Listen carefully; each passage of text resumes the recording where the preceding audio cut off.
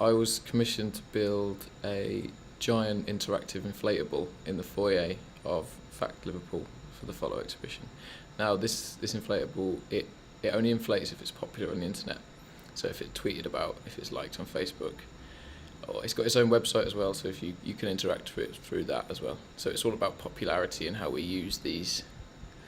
We have these sort of false egos online, and we do things online we wouldn't necessarily do in real life, and when we get liked, we feel temporarily really good, and we want more and more and more. So there's that thing about Instagram, if you have 11 likes, the names disappear, and it's almost like, but then you go back again and you still want more after that, and then so that was what the idea of it was, this idea of inflating and deflating.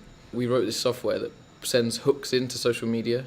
So I use my social media accounts and then create separate social media accounts on my own account, and then those accounts sort of pull hooks in to look for data. So they pull, say, they'd send the hashtag is hashtag the Boost Project. So they send that hook in, pull it out, and if it hasn't got anything, then it sends a 0, which means nothing.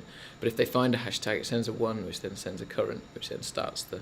And it's basically all on that same thing, but basically it pulls. There's loads of different hooks going out at once. So there's a Facebook hook, Instagram hook, and they all pull out. If they pull anything in, whether it's Facebook, Instagram, Twitter, then they send a 1. Then it makes it work. I think it takes about 7 minutes if you sort of clicked it.